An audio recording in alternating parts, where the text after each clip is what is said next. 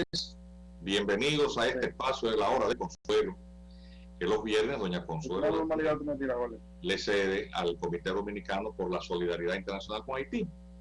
Y a mí me hace falta mi compañero, el doctor Armenteros, que siempre está con nosotros aquí y quien preside el comité.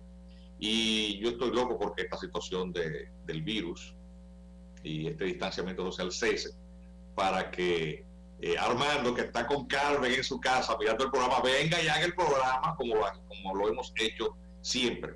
Pero su presencia física, como la de muchos otros miembros del comité, pues vamos a decir que es virtual. Él está en su corazón y en la tranquilidad de su casa viendo esto en un televisor, o ustedes mirándolo en las redes de YouTube, porque estos programas se suben, dándole seguimiento desde este pequeño espacio a los desafíos de la convivencia insular. La labor del comité, como ustedes saben, es algo que siempre se repite.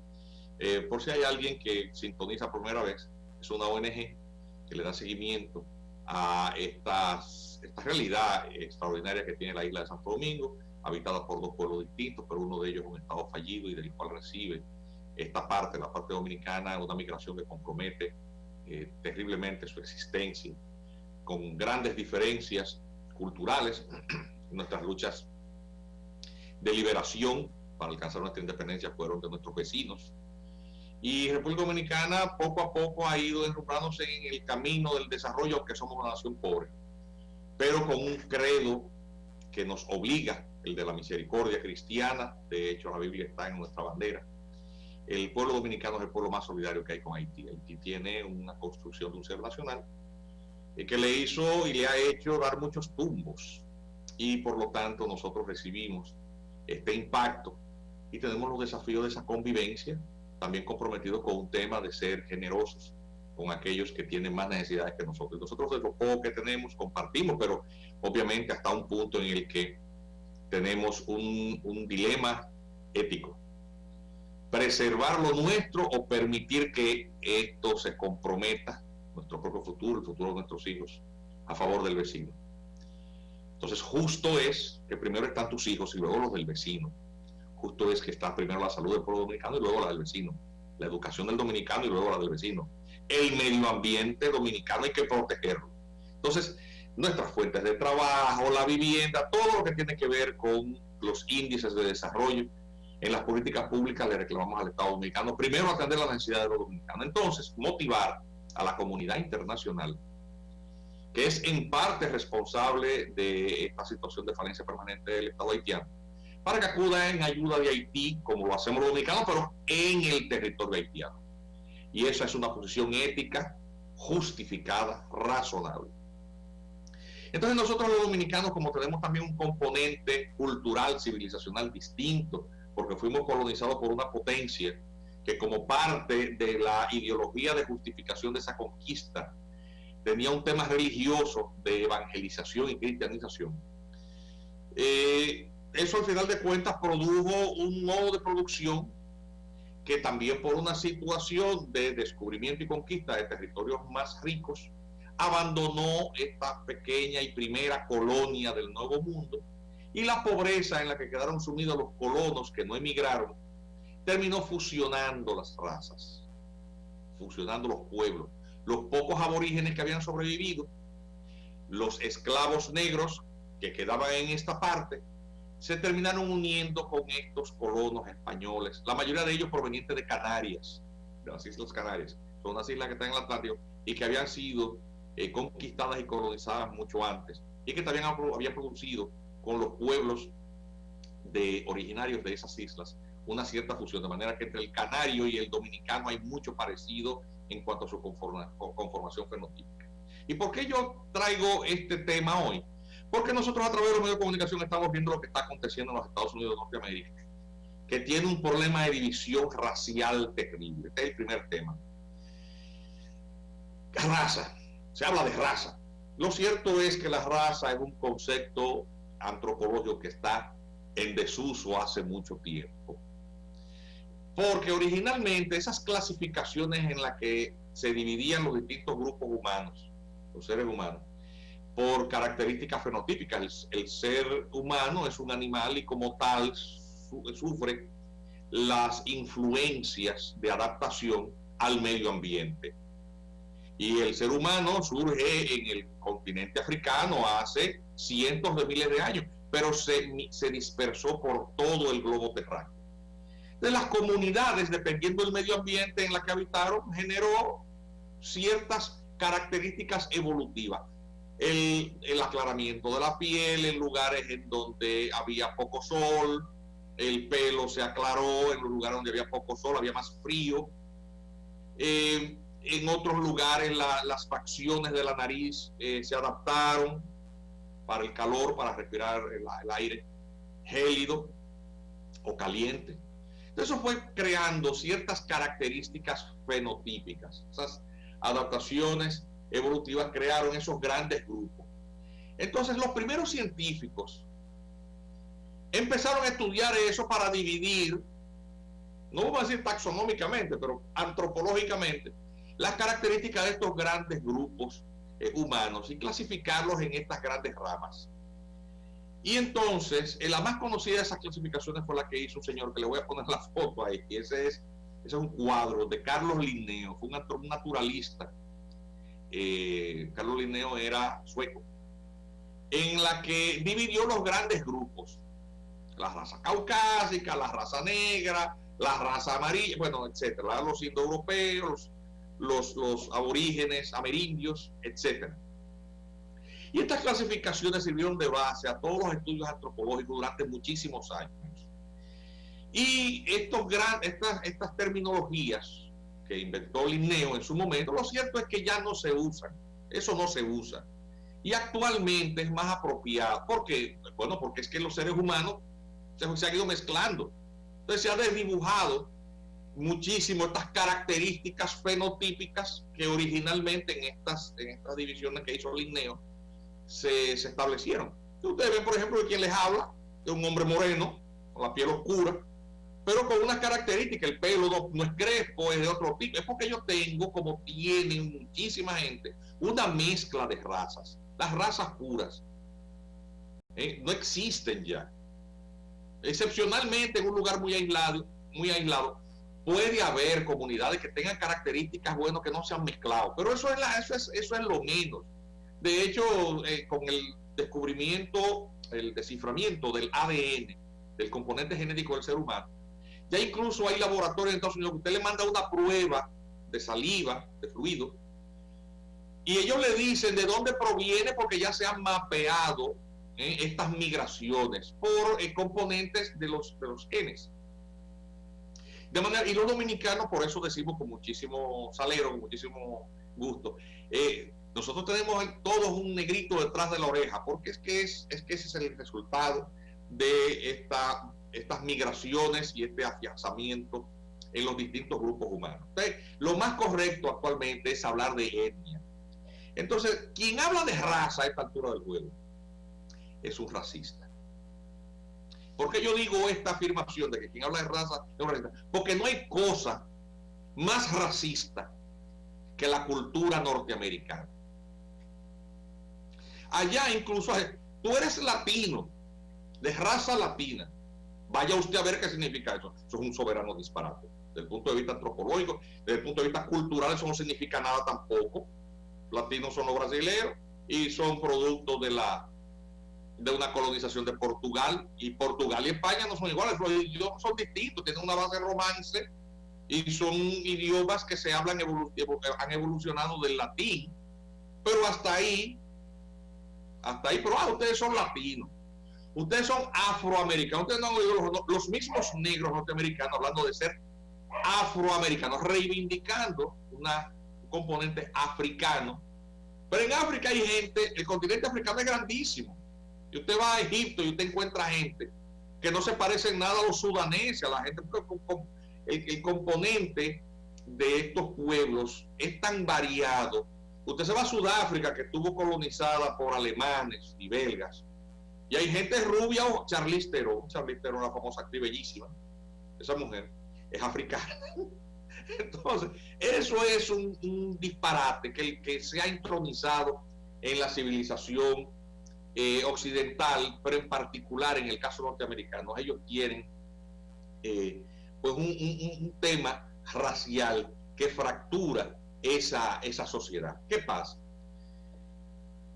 Producto de estas migraciones, estos grupos humanos que se establecen en las sociedades de acogida pasan a convivir con los grupos dominantes en esta sociedad. Y hay una tendencia a confundir el concepto de raza con el de migrante. De manera que los americanos tienen un sancocho mental con este tema, que confunden una cosa con la otra. Y los choques entre las distintas culturas y subculturas, esas diferencias, atizan esos matices, estas diferenciaciones, con toda su carga de estereotipos y prejuicios, que en su situación más extrema genera discriminación, que no es lo mismo. Un estereotipo es una imagen prefigurada que usted tiene de cómo debe comportarse algo, la forma que usted se imagina que debe tener algo, estereotipo. Los blancos son de tal o cual manera. Un prejuicio es cuando usted le atribuye a eso una característica que usted arbitrariamente ha presumido. Los blancos actúan siempre de tal, o los negros actúan de tal o cual manera, o los orientales y los asiáticos son de tal o cual manera. Hasta ahí ese tipo de cosas ocurre en todas las sociedades. Los estereotipos, de hecho, son un componente fundamental para el constructo de las identidades y de la autopercepción que cada uno tiene para definirse como es, porque también la identidad se perfila en base al contraste o diferenciación. Eso es importantísimo. Pero eso no tiene nada que ver con el racismo. El racismo es una forma de trato discriminatorio, porque usted le niega oportunidades o le da oportunidades a un determinado grupo sobre una base arbitraria. Es decir, que usted, por ejemplo, no puede haber negros en la guardia presidencial, por ejemplo, o las posiciones gerenciales tienen que ser ocupadas por blancos, rubios y ojos azules. Y obviamente, cuando usted niega servicios y derechos o los limita sobre ese tipo de criterio arbitrario, prejuicioso, entonces pasa a convertirse en otra cosa que se llama discriminación. Y eso está castigado. Entonces, en Estados Unidos había discriminación a muchísimos niveles y existe un prejuicio que en la práctica genera mucha exclusión. En las sociedades capitalistas, las diferencias de clases todavía matizan esto, porque producto de estas migraciones en determinado momento, las potencias colonizaron estas islas, estos continentes, y sojuzgaron los pueblos aborígenes, impusieron la cultura o la civilización de quien ha invadido. Los ingleses en el caso de los Estados Unidos y en Canadá. Aquí en la isla de Santo Domingo, primero los españoles y después, por el descuido y abandono de una parte de la isla, los franceses. ¿Verdad? Entonces, ¿qué ocurre? Estos pueblos aborígenes que fueron desplazados y dominados, muchos de ellos se extinguieron, como el caso de los aborígenes dominicanos, los que habitaban esta isla, los taínos y otros grupos, los macorices, los caribes, etc.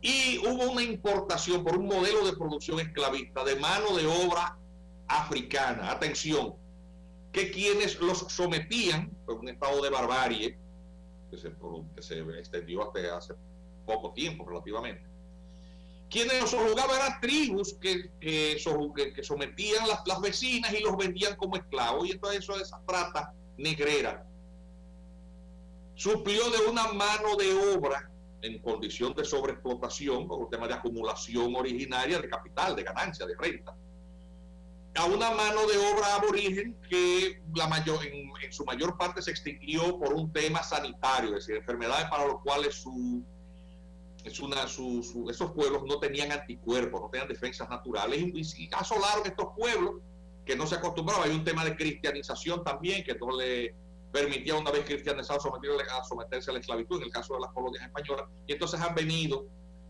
a producirse esas situaciones que conviven en un territorio, pueblos aborígenes que se convirtieron en minoría, pueblos dominantes que constituyeron la mayoría e impusieron su cultura, y luego las minorías esclavas que fueron importadas de África. En algunos pueblos los modelos de producción generaron un afianzamiento o integración, que es el caso de las colonias hispanoamericanas, es decir, las que fueron colonizadas por España, en donde fijémonos que no hay ninguna lucha de independencia que tuviese un componente racial, diferente a lo que pasó en Haití.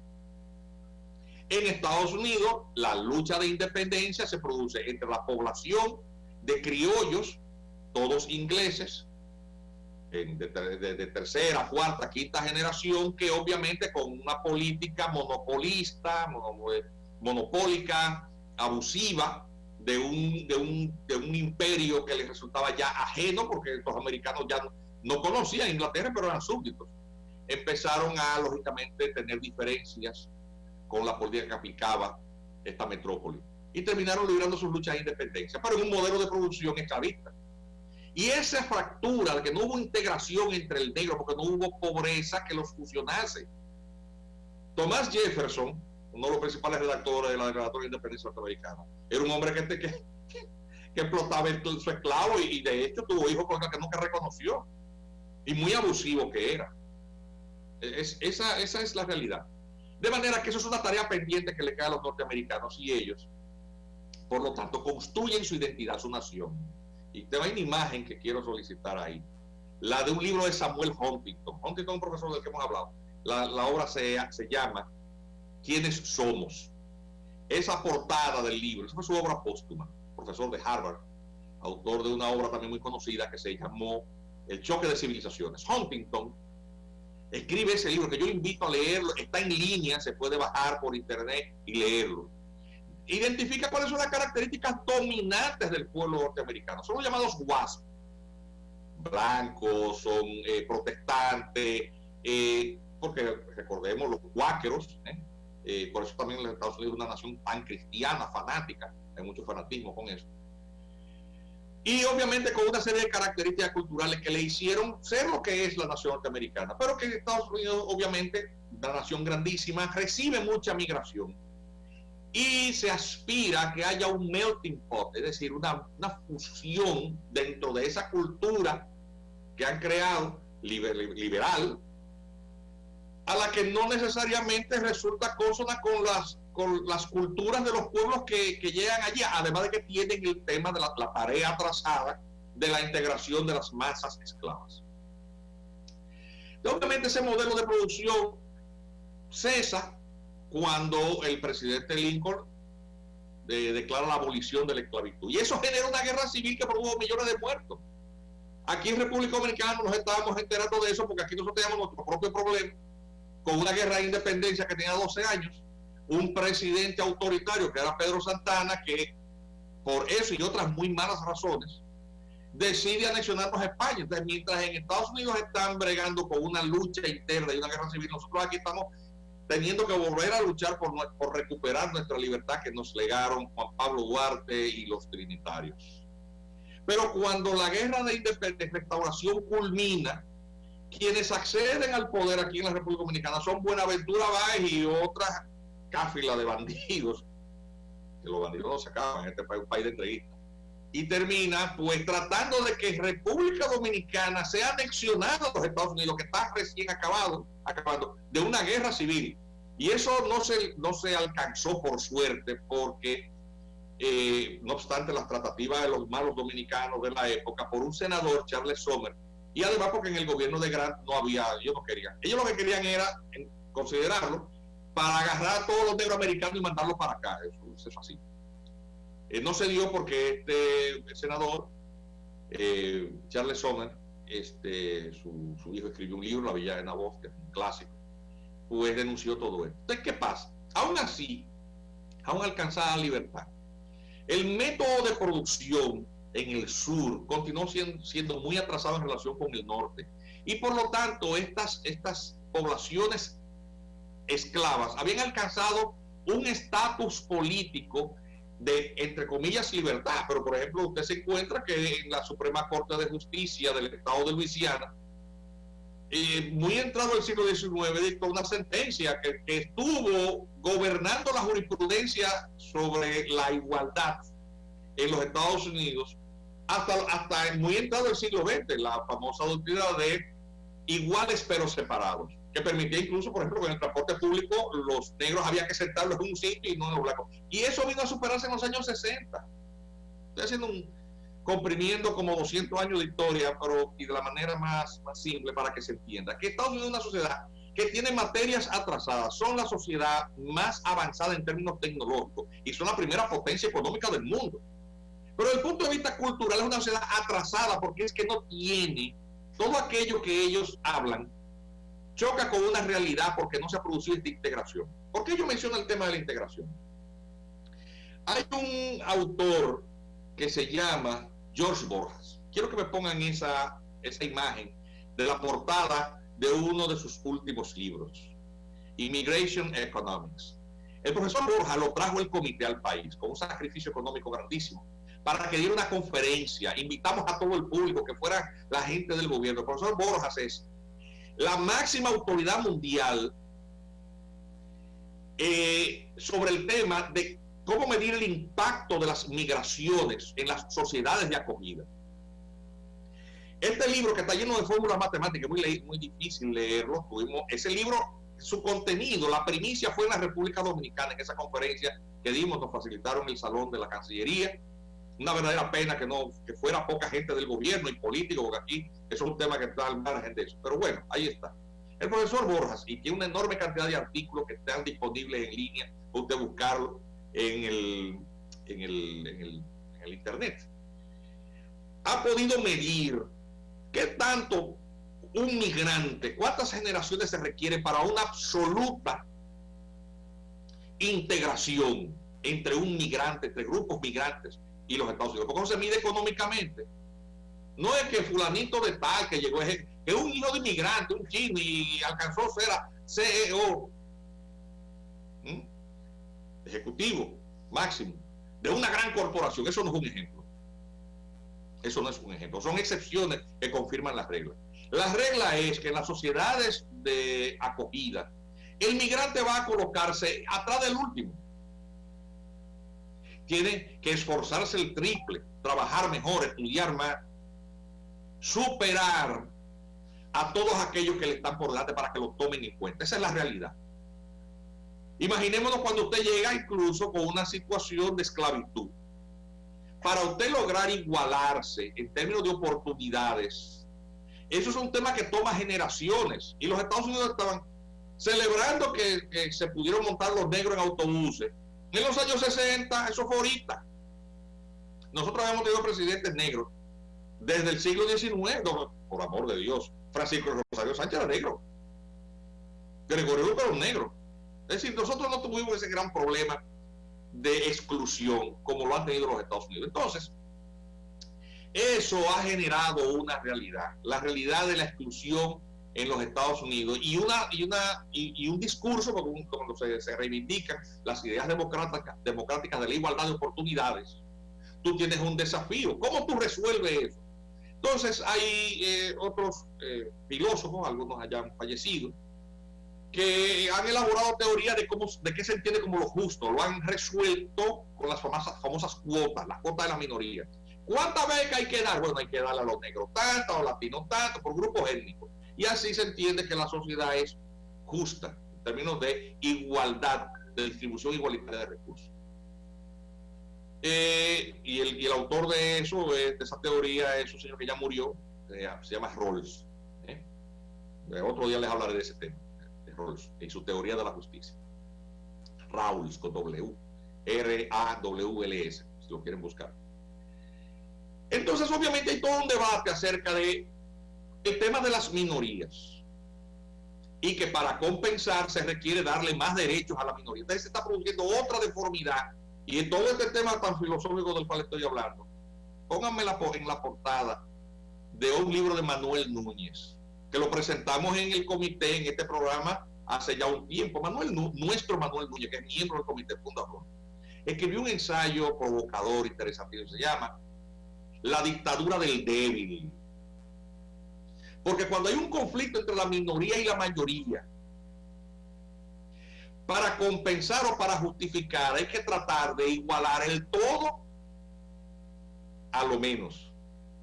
Es decir, de la única manera en que tú puedes ser justo no es tratando de lograr integración, sino celebrar la diversidad, y que incluso tú tienes que ser lo contrario a lo que tú eres o pretenderlo para tú pretender ser políticamente correcto. La dictadura del débil. Ustedes tienen imposturas tales como una megadiva rubia, ojos azules, pintándose de prieto, disfrazándose con un disfraz que se pone para lucir a la moda. Una megadiva modelo que anda diciendo en las redes, no mataron a un negro en Estados Unidos, y entonces, ¿qué tiene que ver? Yo cuento con los haitianos. Es un desorden mental que tiene que ver con todo esto, o sea, porque son de una mala digestión, no asimilan, ni piensan. Y además el tema de la farándula y de la gente que se quiere enganchar en la ola de las modas. Como ahora hay un disturbio racial, pues eso hay que importarlo para acá. Desde el comité le queremos recordar a estos dominicanos que se detengan a pensar un poco, que los dominicanos cuando van a los Estados Unidos van en la cola y sufren las mismas limitantes que tiene cualquiera cuando va a un país extraño. Es el último de la cola, tiene el problema del idioma, el problema de educación. Por más recursos que lleve, no puede competir con el que tiene años establecido allá. Usted tiene que sobreesforzarse. Entonces, la clave para lograr la armonía es la integración. Al país que fueres, haz lo que vienes. Usted no puede ser un norteamericano si usted se comporta como un dominicano indecente. Un dominicano que se puso a orar chichigua. No, pero yo soy más dominicano en el Parque Central de Nueva York. Preso. No es así. Usted tiene que ser un ciudadano modelo. Tiene que ser un modelo como dominicano para pretender ser un buen norteamericano, para que allá lo celebren. Eso es así. Y fijémonos lo que termina pasando con todo dominicano que por allá pretende que allá le celebren una cosa que no está. Y lo mismo el desarrollo mental que es pretender que los dominicanos, para demostrar que tenemos ética, tenemos que ser más haitianos que los haitianos que desbarataron su país. ¿Me siguen? Entonces anda mucha gente opinando. Sí, allá hay un gravísimo problema de violencia policial, uso de la fuerza excesiva. Pero ya hay casos de policías que han asfixiado blancos. Están los videos. Ustedes saben cuál es la estadística mayor. ¿Cuántos negros mueren a manos de blancos y cuántos negros mueren a manos de negros? Mueren más a manos de negros. No es un tema racial, es un tema de violencia. Es un tema de desigualdad, de oportunidades, es un tema de pobreza. Esa es la realidad. Entonces, y un mal de fondo que ellos tienen, que los dominicanos no tenemos. En esta sociedad no se le niega oportunidad a nadie por el color de su piel. A nadie. Ahora, lógicamente, si usted se quiere comportar como el tipo que no es muy buen mozo, que digamos, y que va donde la chica más linda y la quiere invitar a bailar y ella le dice, ay, no, gracias. Ah, eso es porque tú eres racista. Ah, porque es obligado que hay que bailar. De eso es que se trata. Los dominicanos, por lo tanto, debemos de ser solidarios con todas las reivindicaciones justas, pero no tenemos por qué importar un problema que no es de nosotros a un debate innecesario. ¿Por qué? Porque muchos de esos que desde Estados Unidos están en cierta manera estimulando las situaciones violentas son los primeros que han acabado con este país por no convertir a los haitianos en dominicanos. ¿Ustedes me entienden el desorden mental que hay con eso? Entonces, los dominicanos sigamos siendo justos, solidarios, reclamemos justicia. Ya la fiscalía de esa ciudad anunció que va a someter con cargos de homicidio voluntario y se está considerando moverlo a homicidio en primer grado, es decir, hacerlo con premeditación, con deseo de matar, y pudiera enfrentar hasta cadena perpetua. Hasta ahora está en homicidio en segundo grado. Y todos los demás fueron cancelados y sometidos por complicidad. Es decir, el sistema de justicia que funcione. Bueno, hasta ahí. ¿Saben cuántos dominicanos le han quemado y le han desbaratado su ley en Estados Unidos? Entonces, déjense los dominicanos que andan de sabroso. Y montándose en la moto, estos faranduleros hablando tonterías, de estar involucrándose en un tema que no tiene que ver con la República Dominicana. Uno simpatiza, todo el mundo, y además, como lo que está de moda no incomoda, todo el mundo quiere, hasta el Papa habló del tema. Sí, está muy bien, pero ya, bájenle algo. Y que paguen por su hecho esos policías abusadores. Porque tampoco estamos justificando lo que ellos hicieron. Muy mal. Se lo hagan a un negro o se lo hagan a un blanco. Pero eso de estar todo el tiempo, un afroamericano, no, un americano. ¿Qué afroamericano? Americano. Pues las razas no existen. Nadie se define por el origen. ¿Cómo van a decir a mí? Salcedense dominicano. El origen no define la persona. Establece ciertos condicionamientos y oportunidades, pero hasta ahí, porque cada cual es libre también de perseguir la construcción de sus propias metas. Eso es importante. Y usted no puede esperar que sea otro que se lo resuelva. Usted tiene que perseguir sus objetivos y desarrollarse como persona. Y precisamente del cultivo de esas virtudes es que depende que usted como persona, como individuo, se desarrolle y aporte a su sociedad. Ese es el discurso del comité. Nosotros creemos que los dominicanos debemos de comportarnos mejor que cualquiera. En Haití, las noticias son escasas. La Unión Europea condicionó las ayudas.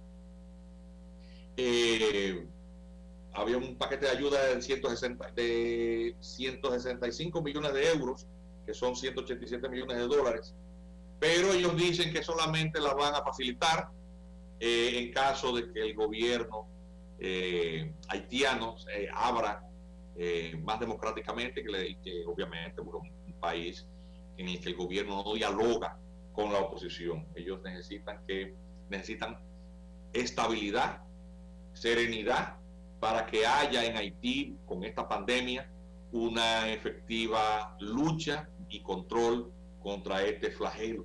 Y entonces la Unión Europea le exige al gobierno haitiano un diálogo político incluyente.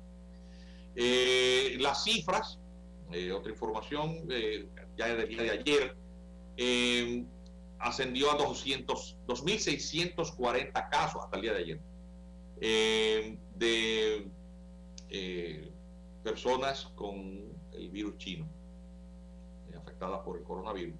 Ya hay 50 fallecidos. En el Nouvelliste salió un comentario, oye, esos haitianos es una cosa del carajo. Que por qué no se destaca en la prensa internacional que Haití no tiene problemas en la República Dominicana porque tiene más casos. O sea, que ellos reclaman que nosotros nos pongan en las 4 esquinas porque nosotros tenemos más casos que ellos. Oye el reclamo, el artículo del Nouvelliste. Una verdadera barbaridad. Además que parte de una falacia. La primera es que en Haití tienen solamente 2.640 casos porque ellos no están haciendo pruebas. Es decir, no hay manera de saber cuántos hay en Haití. Pues no tienen sistema de salud. Nosotros tenemos cifras porque tenemos un sistema de salud. Con todo lo que se quiera criticar el gobierno, que hay razones a veces para criticarlo, otra vez son exageraciones de tipo político. Pero lo cierto es que en Haití hay una situación muy severa aún, y eso plantea obviamente qué va a pasar cuando nosotros estamos en la desescalada, cuando esto finalmente se supere y estemos en otro momento de la apertura plena de todas las actividades. ¿Qué va a pasar con la migración? Y ahí entramos al último tramo del programa de hoy. ¿Ustedes saben qué día es hoy? ¿Ustedes saben? Bueno, hoy es 5 de julio. ¿Qué significa eso? Bueno, hoy se conmemora el Día Mundial del Medio Ambiente. Lo cierto es que el tema medioambiental aquí en esta isla ha sido objeto de atención por la comunidad internacional hace muchos años. Desde el año 47 hay un libro llamado Misión Haití. Y luego han hecho otros muchos estudios. Hay una portada de una publicación que se hizo hace unos años de Naciones Unidas sobre el tema de los desafíos en una isla en donde el equilibrio medioambiental. Ese libro que la portada le pedí al máster que lo colocara, que usted lo consigue en el internet íntegro, Y usted lo puede buscar, búsquelo, sobre estos temas medioambientales. Mire, esa imagen que está en la portada, déjenmela ahí, por favor. Es una foto aérea que demuestra los niveles de degradación medioambiental. De hecho, Al Gore, en un documental famosísimo, ponía el ejemplo del mal manejo del medio ambiente entre dos estados que comparten una isla. Del lado izquierdo es Haití. Se ha vuelto un desierto, la erosión ha acabado por deslave con la capa vegetal y fíjese como la parte dominicana aún conserva cierto verdor, pero está siendo desmontada absolutamente. Desde el año 1977, señores, un día como hoy, se está conmemorando en esta fecha del 5 de junio el Día Mundial del Medio Ambiente. Se inició, ¿cómo fue el origen de esto? Bueno, hubo una cumbre en la ciudad de Estocolmo, en Suecia, y creó en esa cumbre Naciones Unidas el llamado Programa de Naciones Unidas para el Medio Ambiente, el PNUMA. Y todos esos estudios, por ejemplo, esa portada de ese libro, son uno de los estudios que se han publicado haciendo diagnósticos del impacto que tiene un frágil ecosistema, la deforestación. Haití no tiene matriz energética distinta que no sea el carbón vegetal. Vale decir que los bosques dominicanos están siendo talados. En la zona de Bauruco son múltiples las denuncias. Y ese desgaste del medio ambiente ha generado que la mayoría de los cursos de agua en Haití se hayan agotado. No hay agua. Se ha vaticinado muy pesimistamente que las próximas guerras mundiales van a ser por el agua. Aquí en República Dominicana estamos casi en eso. Porque la deforestación de las cuencas hidrográficas, de las montañas, de los bosques, la práctica del conuquismo, tumba y quema, está generando un riesgo para la República Dominicana. Entonces nosotros queremos decir lo siguiente a ustedes en este fin de semana. Hubo un documental que se llama Muerte por 1000 cortes. Genial. Y durante esta pandemia ha sido puesto gratuitamente al servicio de ustedes. Lo pueden ver en el internet gratis. Busque Muerte por 1000 cortes en YouTube y lo van a ver. Yo quiero cerrar el programa de hoy despidiéndome, invitándole a ustedes a que el lunes estén con doña Consuelo Despradel. Pero vamos a dejar los minutos que le quedan al espacio para motivarlos a ustedes a que busquen el documental y lo vean. Un documental hecho sobre cómo funcionan los cárteles y la violencia que hay contra dominicanos que los agreden y los matan. Eso mueve más dinero que la droga. Para que ustedes entiendan de que lo que nosotros estamos hablando no es un invento. Si usted no quiere verlo, es porque a usted no le importa su país. Y compártalo. Mientras, pues vamos a dejar este documental e invitarles a ustedes, agradeciendo la fidelidad de su sintonía, para que el lunes estén con nosotros y que tengan un muy feliz fin de semana.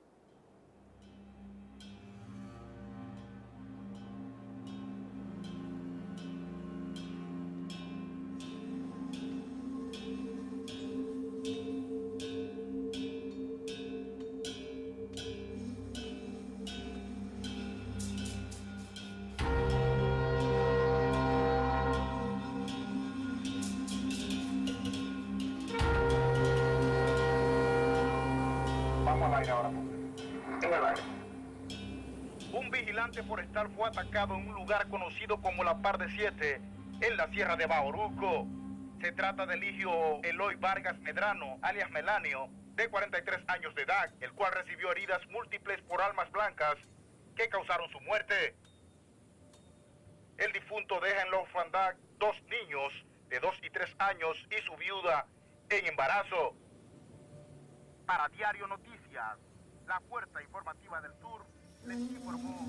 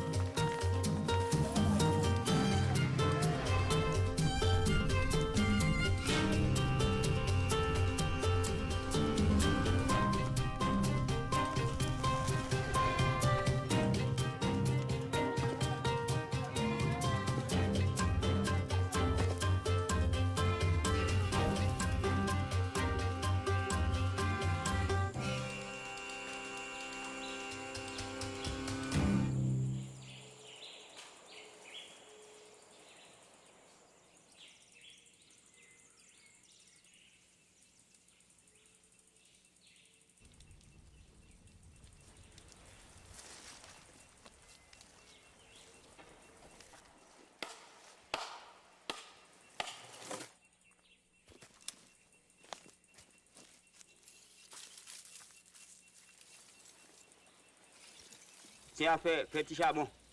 M'ba gen bras Haïti, c'est pas par là m'bo le fait. On vient là dans nuit là, on va préparer et puis pour couper là.